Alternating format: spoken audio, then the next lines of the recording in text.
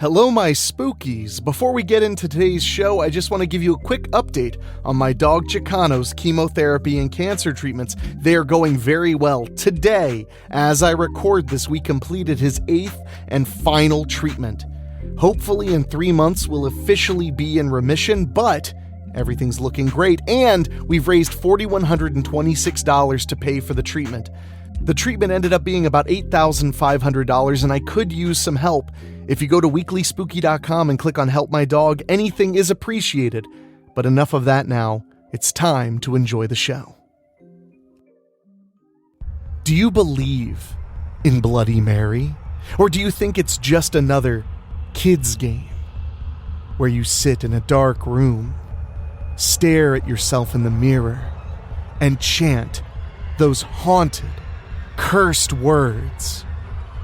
Is Mary Worth real or just a joke? What's that? You want to be scared? Come with me.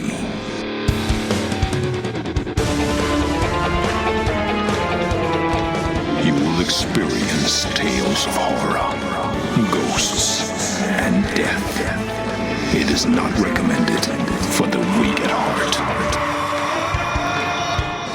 Listen in the dark. It's more fun that way.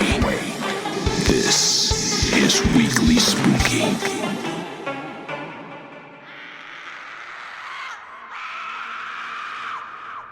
Hello, my spookies. It's Wednesday, and you know what that means. It's time for a little spooky in your weekly.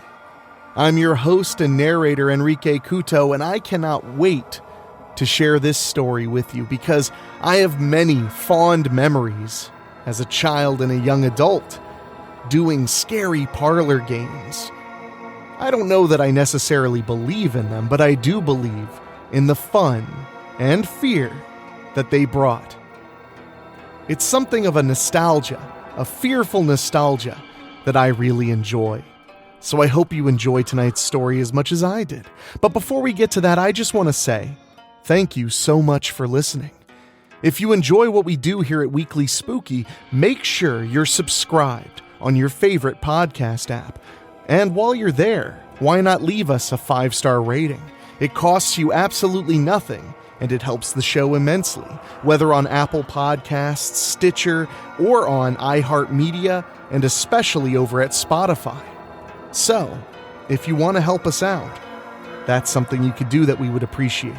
And if you want to go one step further, if you want to support the show in a very direct way and guarantee that the spooky is always here on the weekly and get bonus shows as a benefit, just go to weeklyspooky.com and click on Patreon. For as little as $1 a month, you help the show keep on going and you get a bonus episode every single month. But now, my friends, it's about time to get to the story. There's a chill in the air even as spring is springing. I guess that means Mary Worth is waiting for us in the reflecting pool of our bathroom. I'm ready if you are, so let's chant it together after these quick words from our delightful sponsors.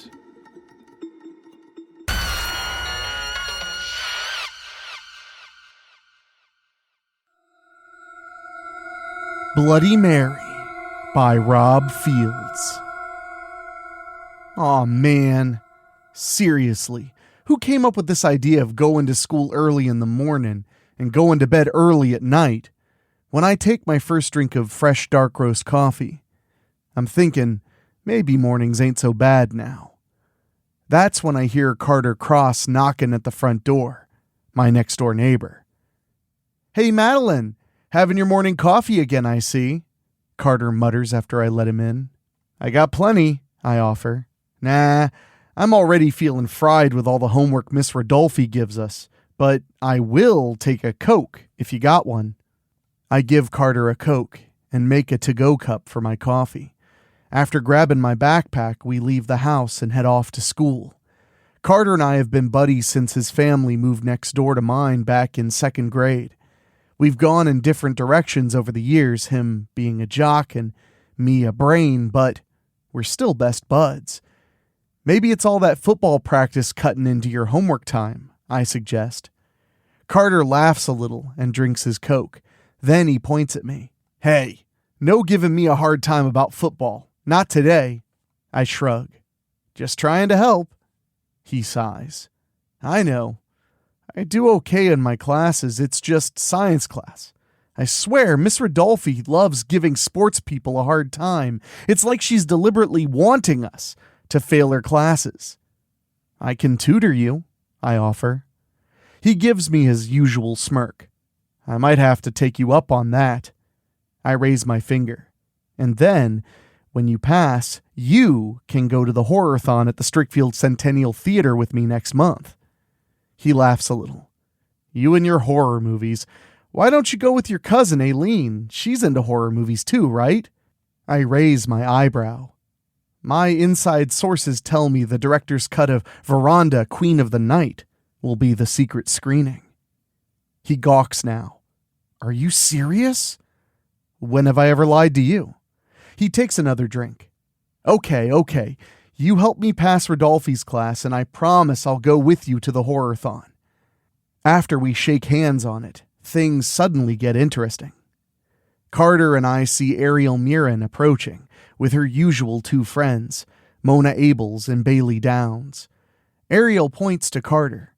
You're a star on our football team, and you're still hanging out with little Mouse here? Ariel's about as big a snob as I know. Keep in mind I only know a select few Murins. Ariel loves giving me a hard time. Who knows, maybe I ask for it. I'm the only junior high person I know who wears a beret and a scarf and drinks coffee on a regular basis.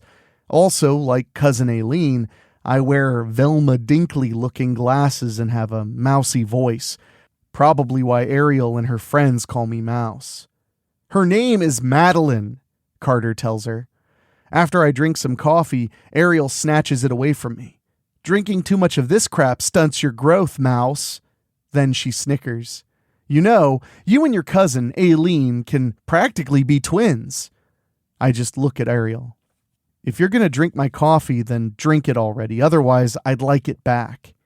Ariel just squints at me. She hates knowing she can't intimidate me. And then she sniffs the spout in the top of the cup. Don't do it, I warn her. Of course, she does it anyway, just to spite me. Ugh! Oh my God! I quickly snatch my cup before she can drop it or throw it. Then Ariel quickly grabs what's left of Carter's Coke. Hey! Carter protests. After she drains what's left of the pop, she glares right at me. What the heck is in that? Death Wish coffee. Straight black and extra strong.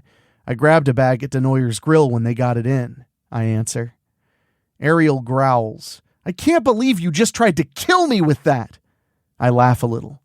I told you don't drink it. Ariel tightens her jaw and raises her hand to slap me. You know she wants to in the worst way. I just stand there and wait for her to do it. Which she won't. Not because Carter's here with me, but because I ain't the least bit afraid of her, or her friends. I'm right, once again, when her hand stops just short of my face. I never even budge. Then she growls, I hate you! I shrug. I know. That's why you keep inviting me to your slumber parties every Friday night, right? Ariel starts shaking. Believe me, I know she's the queen bee of Strickfield Junior High. I think the only reason she's never hit me is because she respects me. Deep down. Something she'll never admit to, at least with her two friends in tow. Ariel stares right through me now. What is it with you? She points right in my face. You think you can just walk around my school like you own the place? I shrug again. No. I just go through the motions so I can finally get out of this 12-year depression we call school. Ariel still has her finger in my face. And you act like you don't have a care in the world. I take another drink of coffee. Why does that bother you so much, Ariel? I ain't doing nothing to nobody or you. Because it's my school. Mine, Ariel yells. People see you're not afraid of me. I hate that. I shrug again. Not my problem. Now, if you'll excuse us, Carter points right at Ariel. You owe me a Coke. Actually, you owe me a 6-pack. I should have mentioned it wasn't the first time Ariel drank Carter's sodas. When we walk away, I feel Ariel's icy cold stare on me. I hate you, Mouse. Yeah? Write it in my senior yearbook before we graduate, I call back. Oh, you! Carter and I both snicker when we hear Ariel's blood-curdling scream. Ariel Mirren's definitely got it in for me. Her and her 2 friends love giving me their icy cold stares. If that ain't enough, Ariel's in all of my classes. She just can't stop glaring at me. She even tried knocking my books out of my hands before. She could have done it easily, but she backed off. You should hear her behind me when she sees I ace my tests. I hate you! I often think about how cousin Aileen used to get picked on at Strickfield High before she met Bella Tabon, or Bells as we call her. I'm still surprised Aileen's a cheerleader now. More power to her. I guess the point I'm making here is that even though Aileen and I can pass for twin sisters, we're quite different. Ariel's right about me not having a care in the world. I just don't let life get me down. But I shouldn't compare myself to cousin Aileen that way. I'm feeling okay, but cousin Aileen's sick. That's why I visit her when I can. Even then, I still keep my head up. Carter and I were supposed to have lunch together, but he's taken a makeup test for Miss Rodolfi's class. I know I'm going to hear about it later. Miss Rodolfi ain't a bad teacher, but her classes are difficult.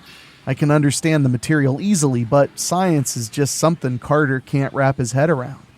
As I'm eating lunch and surfing on my smartphone, Ariel Mirren suddenly appears and slams both her palms on the table. Yes? I ask, not looking her way. I hate you, she hisses. You never get scared. I shrug. Give me something to be scared about then. I can feel her icy glare again. Tonight, my house, slumber party. Now I do look her way. You really intrigue me. You know that? Ever since we first met in the 3rd grade, you always told me you hated me once a day. You even managed to get my cell phone number and text me that on the weekends. And yet, you keep inviting me to all your parties, even the ones exclusively for Mirrens. I just look at you with your wet-looking bleach blonde hair and your expensive designer labels and think, I open my eyes wide and smirk, that you, Ariel Mirren, are the most original person I ever met.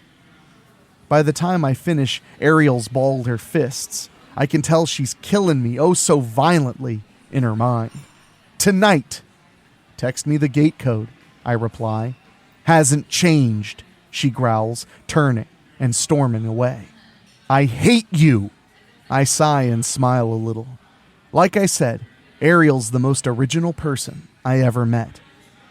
Call me crazy, but I really do like her.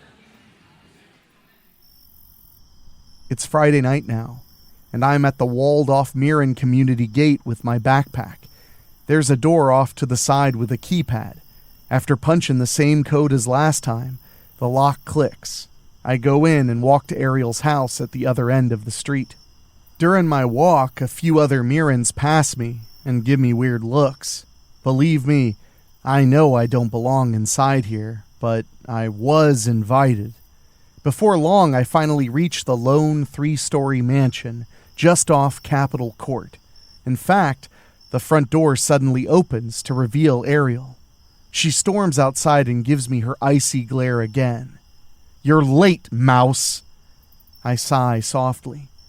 How am I late? You never gave me a time. You just said tonight. Well, it's dark now, so it's... Just get in here, Ariel growls. She still has that icy glare on me as I come into the house.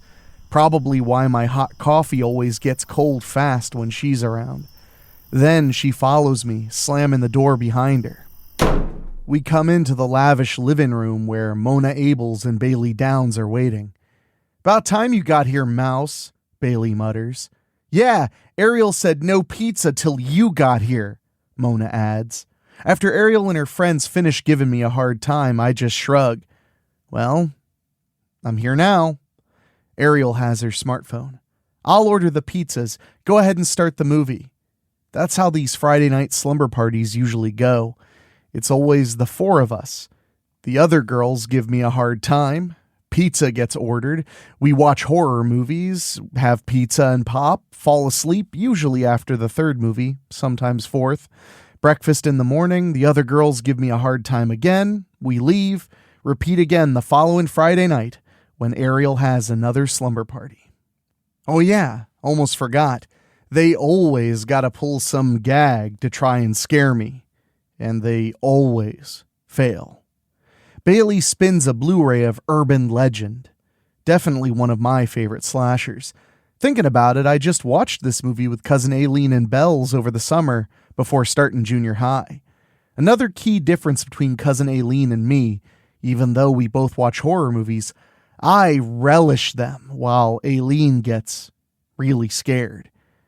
Now it's the Bloody Mary scene. Rebecca Gayheart and Alicia Witt are in front of a supposedly abandoned building. Between them, Bloody Mary gets chanted 5 times. Suddenly, Ariel pauses the movie and turns to us. "We should totally do that. The bathroom at the end of the hall would be perfect." Mona raises her hand in front of her. "Aw, no way." Bailey glances her way. "Afraid of ghosts, Mona?" Ariel smiles devilishly and waves her hands at Mona. Then she starts making ghostly groans. "Mona! Mona!" Mona grabs a pillow off the couch and heaves it at Ariel, making both Ariel and Bailey laugh. Now Bailey looks at me. "How about you, Mouse? Are you scared to chant Bloody Mary 5 times in the bathroom mirror?" I shrug. "No, but why would I?" Uh-oh. Ariel scoots beside me and smiles sweetly as she drapes an arm around me. "Because your BFF, moi, is always kind and gracious enough to invite you to all her parties. She feeds you and entertains you, and she lets you hang out with her." I sigh softly. "Fine." I get up and go to the indicated bathroom when Ariel's smartphone goes off, making Mona and Bailey shriek. "I gotta go to the gate and get our pizzas," she tells us. Then she points to me. "Make sure Mouse does it." After Ariel leaves, Bailey motions for me to go. Mona and Bailey follow me to the bathroom. There's a pillar candle on either side of the mirror over the sink, making the bathroom smell nice and providing minimal lighting. "Do it," Mona tells me. I'm staring at my own reflection. Bloody Mary, Bloody Mary, Bloody Mary. When I stop, Bailey taps my shoulder. 2 more times, just like in Candyman. I sigh. Fine. Bloody Mary. I'm about to chant the last one.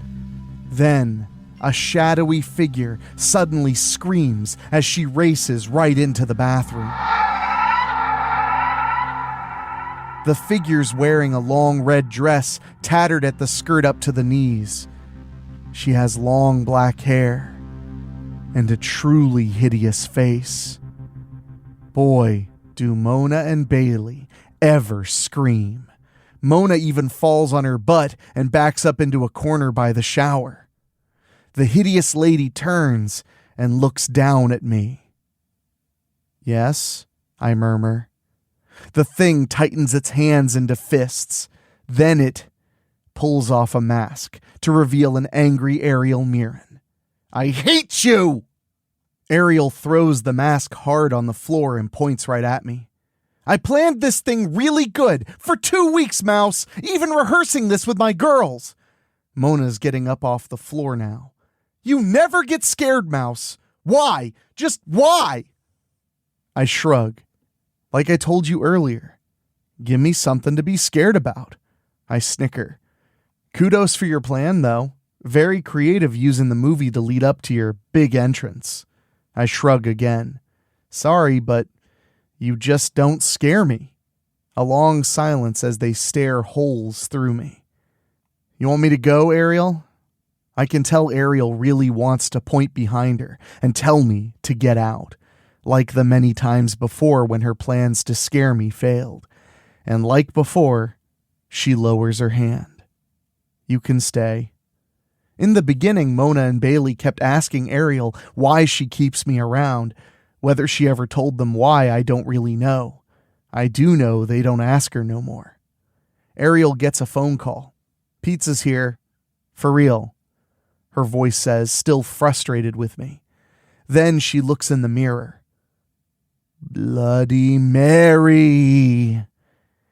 Ariel repeats the chant 4 more times before looking at all of us. Now Mona and Bailey look at her for an explanation. Ariel gives them one. I'm just living in the moment, unless you two believe in superstitions. They groan at Ariel before we all leave the bathroom and return to the living room. Mona and Bailey don't say anything to me after Ariel goes and gets the pizzas. As for the rest of the sleepover, everything went okay. It's what happened after that I gotta tell you about. Don't go away. Weekly Spooky will be right back. It's 6th period English class on Monday. Remember when I told you Ariel's in every class with me? To be honest, I'm starting to wonder. Ariel hasn't said she hated me even once today, and she usually tells me that when she and her 2 friends meet up with Carter and me on the way to school. Ariel did glance over at me during class, but she never gave me a hard time. If I didn't know any better, I'd say something is really bothering her. Between you and me, Ariel has actually confided in me about some things. She knows I'll take her secrets to my grave. I'm surprised she don't trust Mona and Bailey. Wouldn't you know it, Mr. Tomlin is talking about urban legends. Reminds me of urban legend already, the scene where Robert Englund was having a class discussion about urban legends. When Mr. Tomlin calls on me, I talk about Bloody Mary since it's still fresh on my mind. It still makes me laugh that Ariel, Mona, and Bailey tried to scare me with the Bloody Mary urban legend. I explained to the class what I know about Bloody Mary. There ain't just one version of this legend. There's actually a few. The one I end up talking about is Mary Worth, my personal favorite. And for the record, the comic strip ain't got nothing to do with the urban legend. As I understand it, Mary Worth was a Wiccan who practiced white magic. Mary was kind and used her arts to heal. Children liked and believed in her, but that didn't sit too well with the parents. Needless to say, they were just looking for any reason to get rid of her. They were even spreading gossip that Mary was the devil's wife or girlfriend. When Muriel Clemens, the daughter of a prominent holy man, went missing, blame immediately shifted to Mary Worth. Then, more children started disappearing.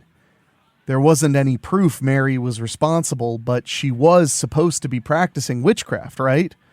Eventually, she was captured and put through the horrific rituals to make her confess to witchcraft. When she repeatedly wouldn't confess, she was finally put on trial.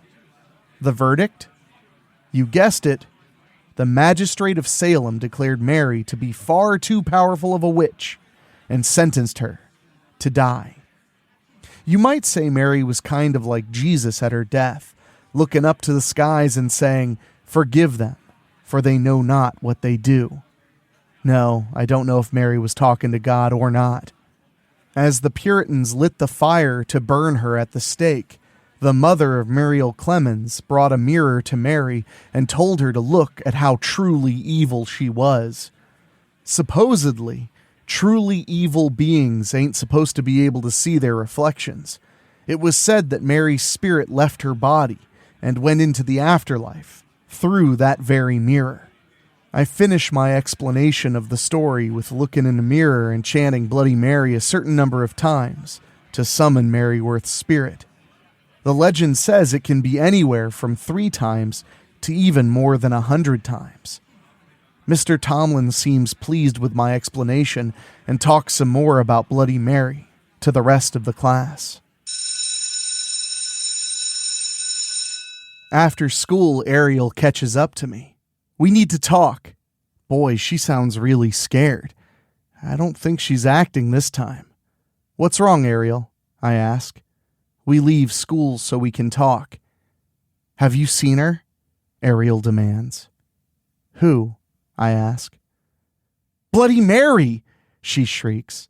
She's real. I roll my eyes. Will you please give it up? You're never gonna. Ariel turns and grabs me. I'm not making this up, Madeline. Then she moves her hands from my shoulders to grab my hand and lock her pinky finger with mine. Pinky promise. Okay. 2 things are wrong here. 1, she called me by my name. She never does that unless she's deadly serious about something. Also, the second point with the pinky promise. For the record, Ariel never breaks pinky promises. Yeah, Ariel's a Mirren who loves getting her way. She's very outspoken and has no shame. I know Mona and Bailey don't altogether trust her. I do, though. Ariel won't admit it, but I know I'm the only real friend she's got. Talk to me, Ariel, I say. I've been seeing Bloody Mary in mirrors since all of you went home Saturday afternoon, she stammers. Mona and Bailey are seeing her in mirrors too. What about you? I ain't seen anything, I tell her. To be honest, I really don't use mirrors that much. She gawks at me now.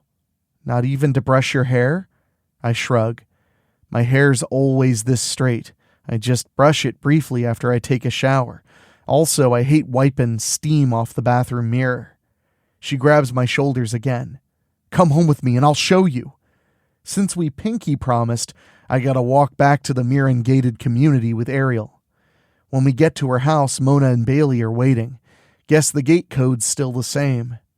We're still seeing Bloody Mary, Mona groans. I can't even brush my hair or put on makeup without seeing her in the mirror, Bailey cries. Sure enough, they both look like someone ruffled them up. Bailey puts her hand on my shoulder. Did you see her too? She hasn't, Ariel answers for me. Mouse here doesn't even use mirrors, if you can believe that. Mona sneers at me and snaps. Freak, what are you, a vampire? We go in the house. Then I watch the others walk cautiously to the bathroom where we did the Bloody Mary ritual. The smells of apples and cinnamon tell me the pillar candles are still lit. On impulse, I turn the lights on, making the others scream and jump with fright. Then they all turn to me. Sorry, I chirp and turn the lights back off. Ariel growls at me.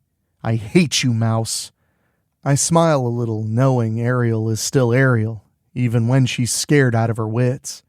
Then Bailey points to the mirror. Oh, God!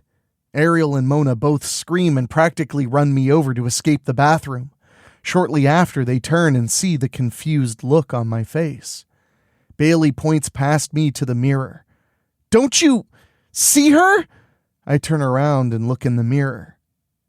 I just see me. Then I glance at the others through the mirror.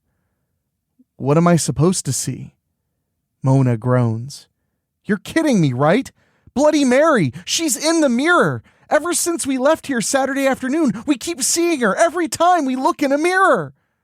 She looks just hideous, Bailey adds.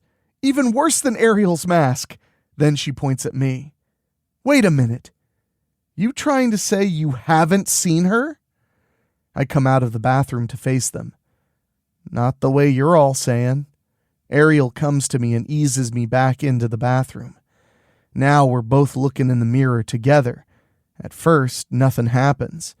Then, Ariel screams and slams back against the wall by the shower stall. Why are you doing this? She yells at the mirror. I turn around to look at her. Ariel sees I ain't the least bit afraid and points to the mirror.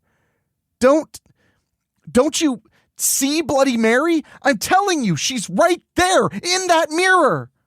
I look in the mirror again. Then I look back at Ariel. I only see you and me. I raise my eyebrow. Oh, I get it. You three are trying to scare me again, ain't you? Mona and Bailey are finally bold enough to come back into the bathroom, at least until they see the mirror, and scream. Then Mona grabs Ariel's hand and Bailey grabs mine and pulls us both out of the bathroom. Bailey points to Ariel. You never should have played that stupid game. You never should have called Bloody Mary out. Me? Ariel points to me. Mouse started it. Only because you dared me to. Then I raise my finger. I only said it 4 times, though. Ariel said it 5. Like in Candyman, Bailey chokes out. Then I turn to the full-length mirror in the hallway. See? I'm telling you guys. I don't see nothing. Just me. The other girls gather around me. We stare into the mirror for a little bit. Then the others start shambling and falling all over themselves when they start screaming again and trying to run away. I'm out of here, Mona declares and rushes to the front door. Me too, Bailey adds. Bloody Mary is not gonna get me. Before Ariel can protest, they're both out the door and running toward the gate. Then Ariel groans and turns to me. You might as well go too. You sure you're gonna be okay? I ask in concern. Golly, you still look pretty shook up, Ariel. You sure you're really seeing Bloody Mary? Ariel tightens her fist and growls as she looks at me with her icy stare. I hate you, Mouse. Then she points right at me. One of these days, I'm going to be right there to watch you get scared, and when you do, I hope you pee your pants real bad. She growls again and points at the front door. Just go. I'll see you tomorrow. I shrug. Okay. I walk out the door and then through the gate minutes later. After a little bit, I make it back home. After I pour myself some cold Death Wish coffee I keep in the fridge, I take my cup and head upstairs. That's when I can't help it and start laughing. I walk into the bathroom and look in the mirror. I smile when I see Mary Worth looking right back at me. She smiles at me in return, and she doesn't look as hideous as the other girls said. We sure got 'em good, I tell her. Perhaps they'll think twice before they try and scare you again. Mary agrees. Okay, here's the real story behind Bloody Mary and me. Were you paying attention when I told you I watched Urban Legend with Cousin Aileen and Bells last summer? Well, after seeing that part where Rebecca Gayhard and Alicia Witt were doing the Bloody Mary chant together, I decided to read more into Bloody Mary. Finally, I just decided to do it one night. What harm could there be, right? It was just a game, wasn't it? Except, this is Strickfield, Ohio. Not only did I overlook the fact that Strickfield is a hotbed for supernatural things, I also forgot the fact that Cousin Aileen's BFF Bells is a real vampire. I suppose I was asking for it when I came into this very bathroom here.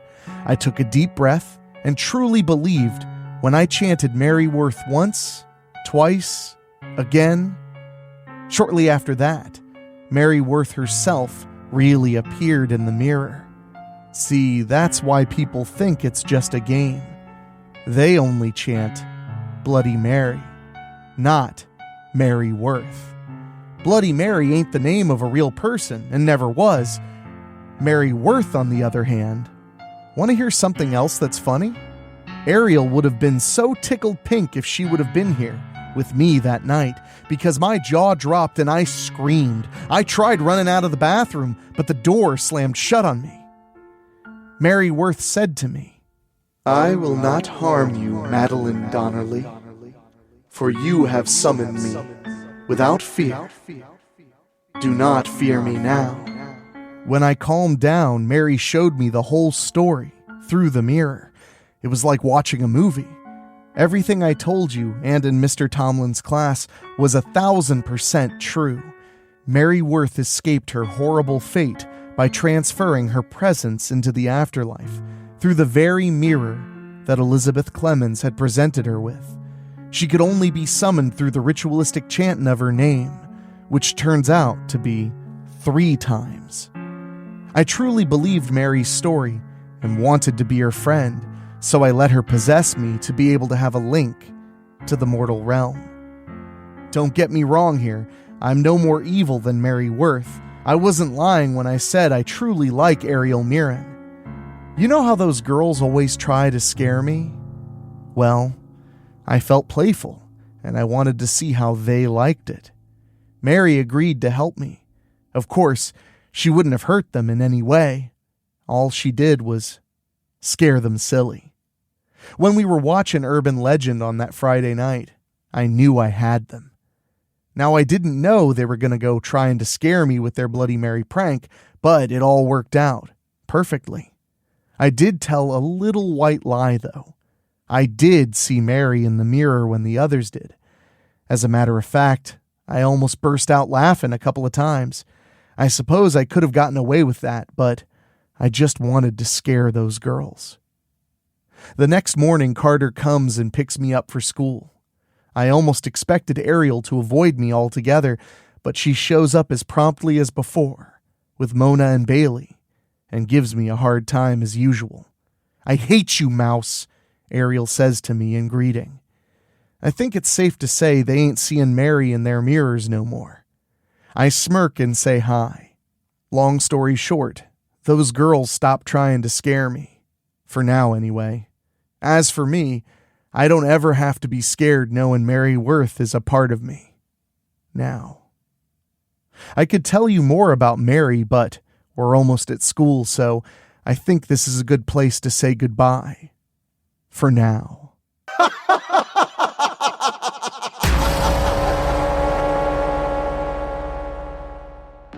I love a happy ending, don't you? Well, maybe as happy of an ending as you could get in the land of Strickfield.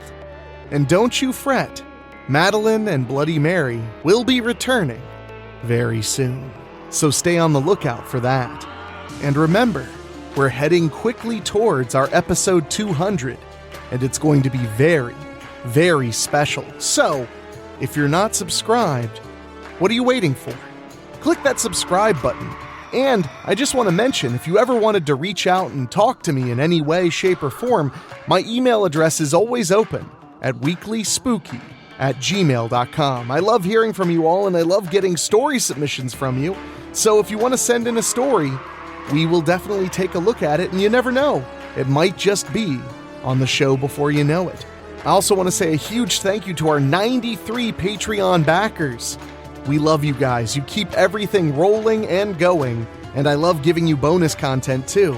And I want to give an extra special thank you to our Patreon podcast boosters, folks who donate just a little bit more every month to hear their names on the show, and they are Bobbletopia.com, Megan Hua, Julia Kirsch, Brent McCullough, Gino Lyons, Steve King, Karen Weemet, Jack Kerr, and Craig Cohen. Thank you all so much, and if you want to hear your name at the end of the program, all you have to do is go to weeklyspooky.com, click on Patreon, and subscribe to any tier that's $15 a month or higher. And we really, surely do appreciate it. But anything is appreciated over on Patreon. I really want to see 100 patrons.